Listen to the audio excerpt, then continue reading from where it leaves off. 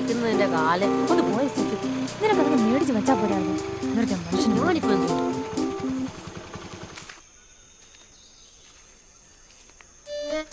അതെ, അരമണിക്കൂറോളം ഞാൻ ഈ വെയിലത്തേക്കാണ് നോക്കിട്ട്.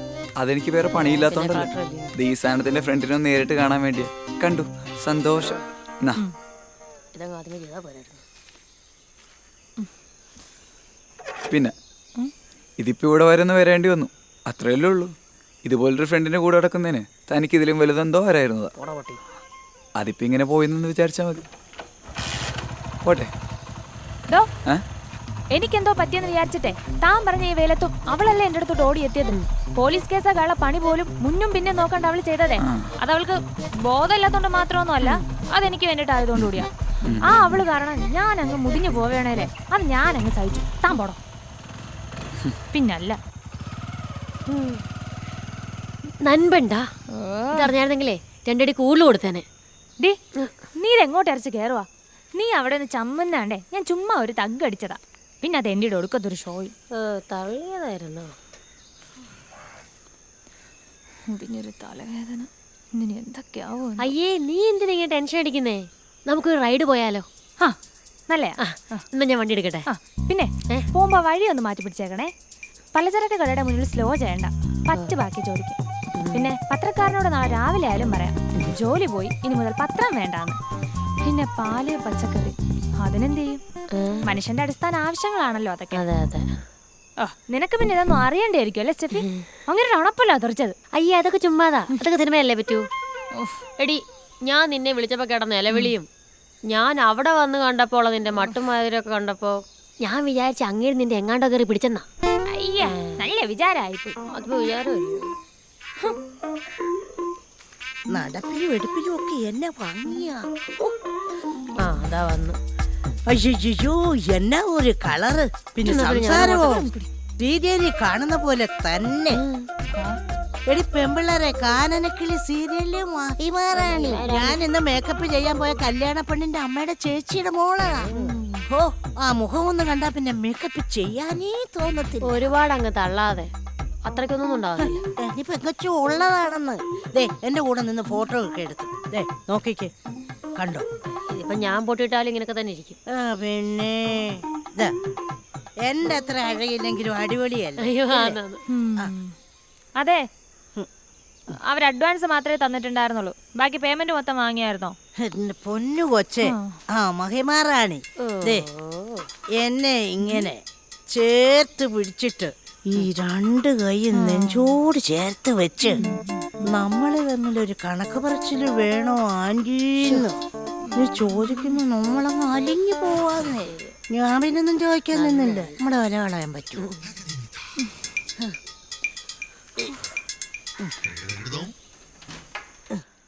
അല്ല, ജോലി പോയ കാര്യം എന്താ അമ്മയോട് പറയാഞ്ഞേ? എന്തിന്? ആ കേറിപ്പോയ സാധനം പറഞ്ഞിട്ട് പോയത് അത്രയും നീയും കേട്ടല്ലേ? ഏതോ പാരലൽ വേൾഡിലാ മിക്ക സമയത്തും. അതിന്റെ ഇടയിലേ ഇതൊക്കെ ഒന്ന് ഉന്തിത്തള്ളി കൊണ്ടുപോകാൻ പറ്റുന്ന പാടെ എനിക്ക് മാത്രം അറിയാം. എവിടെപ്പോ? അല്ല, നീ എന്താ നേരത്തെ? ആ ഇനി എന്നും ഈ നേരത്താ. അമ്മ ചായ എടുക്ക്. നീ എന്തോ പറഞ്ഞോണ്ട് വരുന്നേ? ഓ, കളഞ്ഞു. ആ ജോലിയും കൊണ്ട് കളഞ്ഞു. നിനക്കിതൊന്നും പിന്നെ അറിയണ്ടല്ലോ. ഇതൊക്കെ ഒന്ന് ഉണ്ണി തള്ളിക്കൊണ്ട് പോകുന്ന പാട് എനിക്കല്ലേ അറിയൂ. സെവി, എന്താ നിനക്കൊരു ഉത്തരവാദിത്വം ഇല്ലേ? എവിടെ എടുത്തിയാട്ടോ അറിയാവുന്ന നീ വേണ്ട ഇതൊക്കെ ശ്രദ്ധിക്കാന്. ഡി മോളെ, നീ കേക്കണം കേട്ടോ. പത്രക്കാരെ പച്ചക്കറി പലചരക്കെ പാല് ഇവരോടൊക്കെ ഞാൻ എന്തോ സമാധാനം പറയും. കടം പറയണോ അമ്മ? ഫസ്റ്റ് ഞാൻ വേറെ ജോലിക്ക് നോയിക്കോളാം എന്നും പറഞ്ഞ് ഇവിടെ കുത്തിരുന്ന ആരെങ്കിലും ജോലി കൊണ്ട് തരുവോ? പുറത്തിറങ്ങി ജോലി തപ്പണം, അല്ലെങ്കിൽ വീട്ടിലോട്ട് ഇങ്ങനെ ജോലിയും കൊണ്ട് വരും. നാ ജോലി നാ ജോലി എന്നും പറഞ്ഞു. ഇന്നാ ജോലി ജോലി തന്നെ. അപ്പോയിന്റ്മെന്റ് ലെറ്ററാ.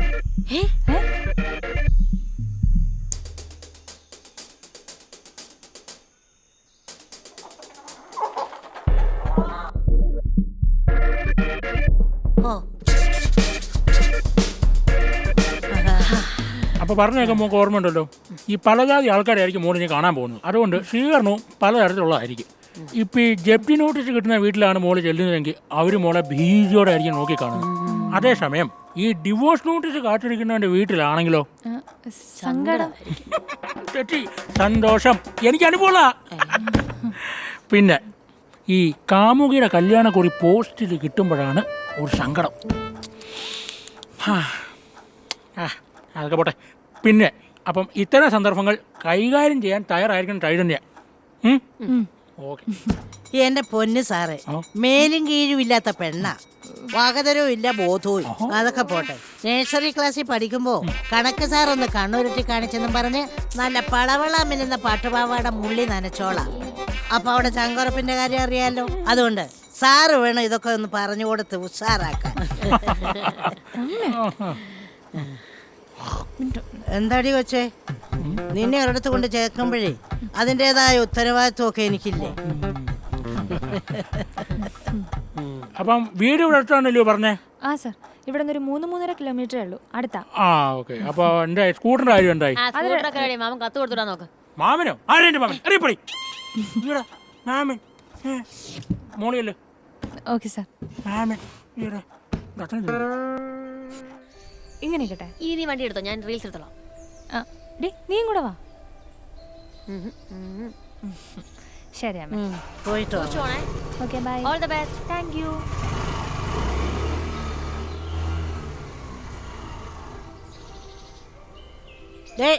നീ എന്താ നോക്കി നിൽക്കുവോ? എന്നെ അങ്ങോട്ട് കൊണ്ടുവിട്. ആവാ തളക്കൂടെ കയറി പോകൂടായിരുന്നു. ഇതോടി പുറുകുറുക്കുന്നേ.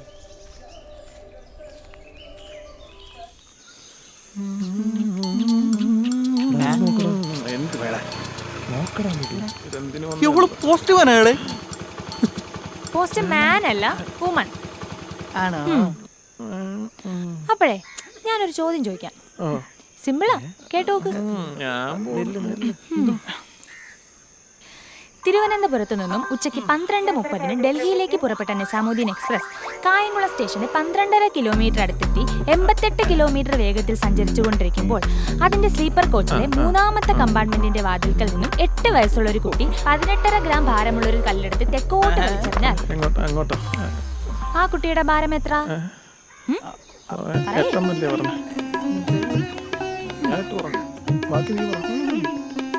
അറിയില്ലല്ലേ? കൂടെ പഠിച്ച പിള്ളേരൊക്കെ നഴ്സിംഗോ ബിടെക്കോ പഠിച്ച് ഏതെങ്കിലും ബാങ്കിൽ നിന്ന് ലോൺ എടുത്ത് കാനഡയ്ക്കോ ഓസ്ട്രേലിയക്കോ പോയി രക്ഷപ്പെടാൻ നോക്കുമ്പോഴേ പാർട്ടിക്കാർ കാശ് മേടിച്ചും അല്ലാതെയും ജോലി വിൽക്കുന്ന ഈ നാട്ടിൽ തന്നെ ജീവിക്കാൻ ഉറപ്പിച്ച് ഇമാതിരിയുള്ള 100 ചുറ്റിക്കുന്ന ചോദ്യങ്ങൾ രാവിലെയൊക്കെ ഇരുന്ന് കാണാതെ പഠിച്ച് കാണുന്ന എല്ലാ എക്സാമിനും അപേക്ഷിച്ച് ഏതെങ്കിലും പിള്ളേർക്കൊക്കെ ട്യൂഷൻ എടുത്തോ കോഴിയുടെ മുട്ട വിറ്റോ വണ്ടിക്കൂലിക്ക് പൈസയോ ഒപ്പിച്ച് ജില്ലയിലെ ഏതെങ്കിലും കാട്ടുമുക്കിൽ സെന്ററും കിട്ടി ബസ്സിലും ബാക്കി ഓടിയും നടന്നും PSC പരീക്ഷ എഴുതിയിട്ടും കിട്ടാതെ ഒടുക്കം പോസ്റ്റൽ ഡിപ്പാർട്ട്മെന്റിൽ ഈ ജോലിക്ക് കയറിയിട്ടും ഇനിയും PSC കിട്ടും വരെ എഴുതും എന്നുറപ്പിച്ച് എന്റെ ഈ പോസിന് പറയുന്ന പേരാണ് കോൺഫിഡൻസ്. ശരിയെന്നാ. അപ്പോഴേ ഈ തരത്തിനൊക്കെ പോയി കമന്റ് അടിക്കാൻ നോക്കേ. ഇവിടൊക്കെ തന്നെ കാണുമല്ലോ അല്ലേ? പിന്നെ ഒരു കാര്യം, ഇപ്പഴും ലേറ്റ് ആയിട്ടൊന്നുമില്ല. വേണമെന്ന് വെച്ചാൽ നിങ്ങൾക്കൊക്കെ കിട്ടാവുന്നതേ ഉള്ളൂ കേട്ടോ. ശരി.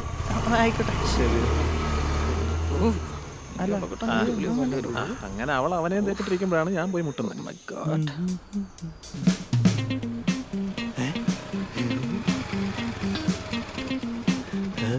അടുക്കളയിലാണെന്ന് തോന്നുന്നു.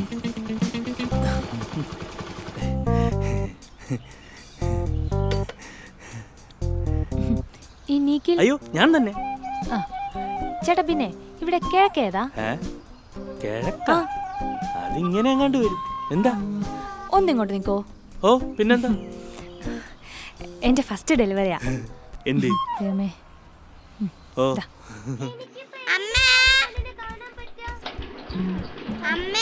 അച്ഛന് വീണ്ടും ഒരു പെണ്ണ് കത്ത് കൊടുത്തു. ശരിയാ.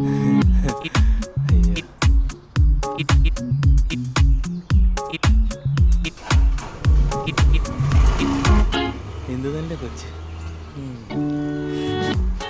ഏതവളാ അവള്? നിങ്ങൾ കത്തും കൊണ്ട് തന്നിട്ട് പോയവള്? കഴിഞ്ഞ വർഷം നിങ്ങൾ ഇതുപോലെ ഒരുത്തിരുന്ന് കത്ത് മേടിച്ച് അടിയും കൊണ്ട് ഹോസ്പിറ്റലിൽ കിടന്നിട്ട് നിങ്ങൾക്ക് മതിയായില്ലല്ലേ? എടി അത് നീ അല്ലേടി എന്റെ തല അടിച്ച് പൊട്ടിച്ചു തന്നു. അതൊന്നും പറഞ്ഞിട്ട് കാര്യമില്ല, നിങ്ങക്ക് മതിയായില്ലല്ലേ? എടി ഇത് മറ്റേതേ. മറ്റേതാ? പെൺ പോസ്റ്റ്മാൻ. ദോണ്ട നോക്ക്, നല്ല ഭംഗിയുണ്ടല്ലേ? മതി, ഇങ്ങോട്ട് വാ. ദൈവം, എന്റെ തല വീണ്ടും പൊട്ടു.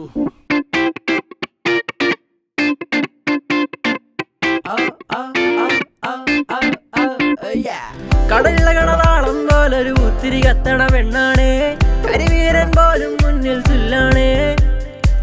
കടികൂടണ കാലും നാടും എന്നും നിന്നുടെ പിന്നാലെ, അവതാണ്ടിയൊരോട്ടം എന്നും മുന്നാലെ. കാണുന്നോർ കാണട്ടെ, കേളുന്നോർ കേൾക്കട്ടെ, എന്നിട്ടും അറിയാത്തോർ കൊണ്ടറിയട്ടെ. കാശിക്കും വാശിക്കും ആശിക്കാൻ നിന്നോരെ ഈശയ്ക്കോ മോശമായില്ല.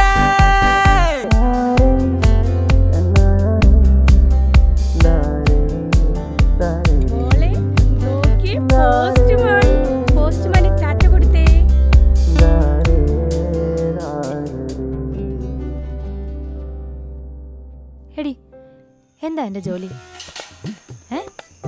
നീ പറ, എന്താ എന്റെ ജോലി?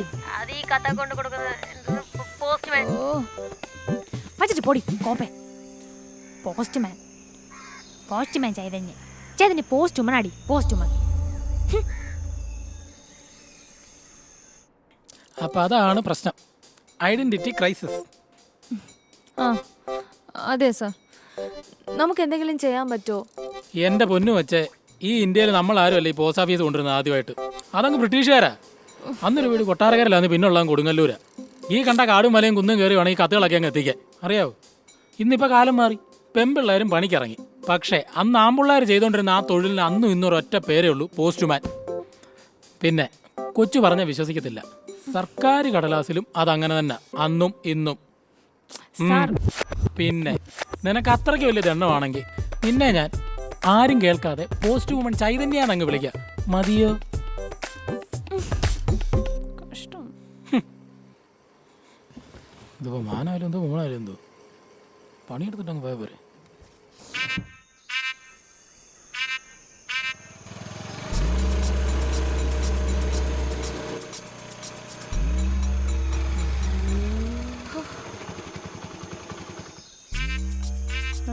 ഇതെന്തോടി കട്ടക്കളത്തിൽ പോയിട്ട് വരുവാന്നോ? എന്തൊരു ഓലമാടി ഇത്. പിന്നെ ഞാൻ നാളെ തൊട്ട് ഇവിടെ കുത്തിയിരുന്നോളാം. പിന്നെ ഞാനൊരു ചുറ്റിക്കൂടെ ചേർന്നിട്ടുണ്ട്. നൈസായിട്ട് അങ്ങ് ഊറ്റാനാണല്ലേ പദ്ധതി. വീട്ടിൽ പോടാ. ഒരൊറ്റ അടി കൊണ്ട് വെച്ചിട്ടുണ്ടല്ലോ. ഇവിടെ മക്കളെ മാങ്ങ കഴിച്ചിട്ട് പോടാ.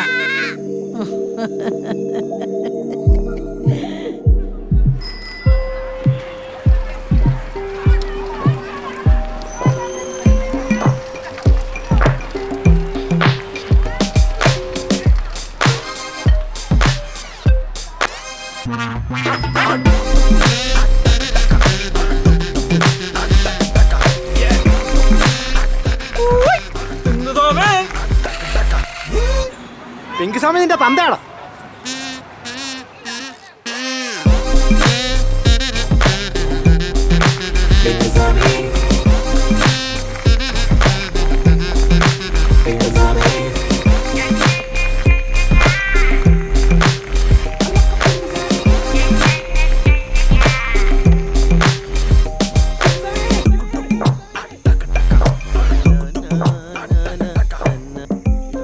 ചവിട്ടി പൊളിക്കല്ലേ എവിടെ കൊണ്ടുവച്ചേ?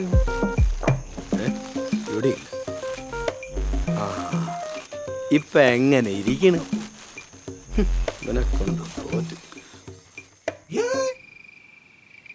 അയ്യോ ഭഗവാനേ, എവിടെ എൻ്റെ ഇണ്ടിളയപ്പാ. എടാ, ഇന്നും നീ താക്കോൽ എവിടെയാടാ കൊണ്ടുവച്ചത്? അല്ല, സൈക്കിൾ സ്വാമി ഇന്നും ആരെ പുലഭ്യം പറഞ്ഞൊന്ന് കേട്ടിരിക്കണു. ആ പറഞ്ഞായിരുന്നു. ചിലവന്മാർക്കൊരു ധാരണയുണ്ട്, ഈ പാന്റ് എന്ന് വെച്ചാൽ ആണുങ്ങൾക്കുള്ളതും ഈ ലേഡി ബേഡ് സൈക്കിൾ എന്ന് വെച്ചാൽ പെൺകുട്ടിക്കുള്ളതാണ്. എടാ, ഈ മുണ്ട് എടുത്തുകൊണ്ട് മാർക്കറ്റിൽ പോയി ഇച്ചിരി പച്ചക്കറി വാങ്ങിക്കാനേ ലേഡി ബേഡാ. എടാ, അകത്തെടുത്ത് വേടാ. എടാ, എന്തുവാടാ മോനെ? ആ ഇതാണ്ട വെള്ളം കുടിച്ച ഗ്ലാസ് വെച്ചേക്ക്. മാമ, ആ ഇന്ന് കഞ്ഞി കുറച്ച് കഴിഞ്ഞു മതി. അതെന്താ മോനെ? 7 മണിക്ക് പാർക്കുട്ടി വെബ്സിന്റെ പ്രീമിയർ ഉണ്ട്. കണ്ണീരുണങ്ങാത്ത ദേശാടന കിളികൾ. തന്നെ ഇരുന്നങ്ങ് കണ്ടാ മതി. ദേശാടന കിളി, മാങ്ങാത്തൊലി. എടാ നിന്റെ അച്ഛന് പ്രാന്താടാ. ഈ പറഞ്ഞ സാധനമേ മാമന്റെ പെങ്ങൾക്കും കുറവൊന്നും അല്ലല്ലോ. അതും ശരിയാ.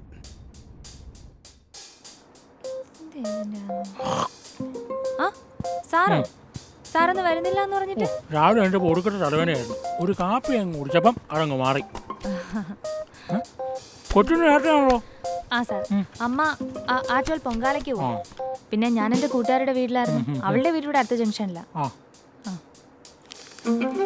ആ സാർ, ഞാൻ ഇറങ്ങുവാണേ. ഓ ഡേ വരുന്ന അടുത്ത മാറണം. Good morning. ചായ കുടിച്ചാ? എടാ നിനക്ക് എന്തോ വേണോടാ? അല്ല ഞാൻ ഇങ്ങനെ കടയിൽ പോയി കയറി. വീട്ടിൽ പോടാ. അല്ല നമ്മുടെ കരിമറക്കല്ലേ. ആ ശരി, ഞാൻ ഇടയ്ക്ക് വരാം. എന്തോത്തിനാ ഇവനെ കൊണ്ട് ഞാൻ ഒറ്റ ആ പോയവനെ കണ്ടോ? ആ കൊച്ചിന്റെ ലൈനാ. അല്ല നിന്റെ റൂട്ടിലുള്ളതാണ്. ഈ PSC എന്നുള്ള രജിസ്റ്റർ വന്നു കഴിഞ്ഞാൽ അത് അവന്റെ കയ്യിൽ തന്നെ കറക്റ്റായിട്ട് കൊണ്ട് കൊടുക്കണേ കേട്ടോ. രാവിലെ ആകുമ്പോൾ കെട്ടിയെടുത്തോളൂ. ഓ, അപ്പോ നമ്മളെ കൊണ്ട് ആവശ്യം വരുന്ന ടീമല്ലേ? പിന്നെ പിടിച്ചോളാം. ആ അവന്റെ അഡ്രസ് നോട്ട് ചെയ്ത് വെച്ചോ. പ്രവീൺ ശശികുട്ടൻ, ചുങ്കപ്പുരയ്ക്കൽ, കോട്ടപ്പുറം PO, അടൂര്. പ്രവീൺ ശശികുട്ടൻ,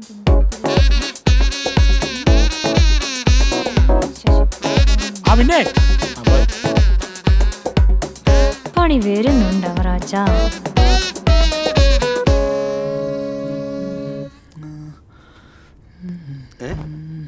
തമ്പുരാട്ടി ഇതുവരെ ഒരുങ്ങി കഴിഞ്ഞില്ലേ? എന്നെ നാട്ടുവാടാ, ഇതൊന്ന് കഴിക്കൂടെടാ. അതൊക്കെ നിങ്ങളുടെ വീട്ടമ്മമാർ പണിയല്ലേ. ഇവിടെ എന്റെ കാര്യങ്ങൾ നോക്കാനല്ലാതെ മാമന് വേറെന്താ പണി? അതെ, നിന്നെയൊക്കെ പൊട്ടു തൊടിയിക്കാനും നഗി മാറ്റി കിടത്താനും നിന്റെയൊക്കെ ജനറേഷനിലെ വീട്ടക്ക് മാമനല്ല. I am a soldier. വിമുക്ത ഭടൻ. വിമുക്ത പടോ? അത് രാജസ്നേഹം കൊണ്ടും ചേർന്നല്ലോ. പണ്ട് കാമുകി വെച്ചപ്പോ നിരാശ മൂത്ത് ചെന്ന് കയറിയെന്നൊക്കെ ഒരു കരക്കമ്പി ഉണ്ട്. എടാ നീ കുറെ നാളായിട്ട് പറയുവാണല്ലോടാ. എനിക്ക് പ്രേമമില്ലായിരുന്നു, ഒരു മണ്ണാങ്കട്ടയില്ലായിരുന്നു. വന്നേക്കുന്നു കളിയാക്ക. പിറുവിറുക്കുന്ന അല്ലെ ഇപ്പൊ പിറുവിടുത്തിട്ടെ എന്താ കാര്യം? പണ്ട് പ്രേമിച്ചപ്പോഴേ നോക്കിയും കണ്ടൊക്കെ പ്രേമിക്കണായിരുന്നു. പോട്ടെ. ശരി അങ്ങനെ മാമ ആയുധം കൊണ്ടുപോടാ. അയ്യോ അവന്റെ ഒരു ആയുധം. എടാ ഒന്നുമില്ലെങ്കിലുവേ കണ്ട പെമ്പിള്ളേരുടെ പഞ്ച് ഡയലോഗ് കേട്ട് ചമ്മിപ്പോകുന്ന ഒരു ആമ്പിള്ളേരല്ലായിരുന്നു നമ്മുടെ ജനറേഷൻ. അതെ, അന്ന് ആ നട്ടുച്ചയ്ക്ക് സ്വന്തം കൂട്ടുകാർ കാരണം അത്രയും മെനക്കെട്ടിട്ടും അവളെ എൻ്റെ മുന്നിൽ കുറ്റപ്പെടുത്താനിട്ടായിരുന്നത് ആ കൊച്ചു കൊടുത്തൊരു സപ്പോർട്ടില്ലേ, അതാണ് ഈ ജനറേഷൻ്റെ ക്യാരക്ടർ. അങ്ങനെ നോക്കുമ്പം അവള് സൂപ്പർ അല്ലേ? ആ വരുമ്പോഴേ പുട്ടുപൊടി കൂടെ വാങ്ങിച്ചോണ്ട് പറഞ്ഞേ, പഴം കൂട്ടി അടിക്കായിരുന്നു. ആ എന്നാ വൈകുന്നേരം കഞ്ഞി മോന്ത. ഇന്നും കഞ്ഞി തന്നെ. 10 മിനിറ്റിനുള്ളിൽ എത്തിയില്ലെങ്കിൽ സാധനം ഡെലിവറി ചെയ്യത്തില്ല അല്ലേ? ഞാൻ പറയുന്നിടത്ത് നിന്നെ ഇന്ന് വരുത്തിക്കാനുള്ള വഴി ഇന്ന് എൻ്റെ കയ്യിലുണ്ട്. സമയത്തിന്റെ വില എന്തുവാന്ന് മോനിന്ന് ഞാൻ മനസ്സിലാക്കി തരുന്നു.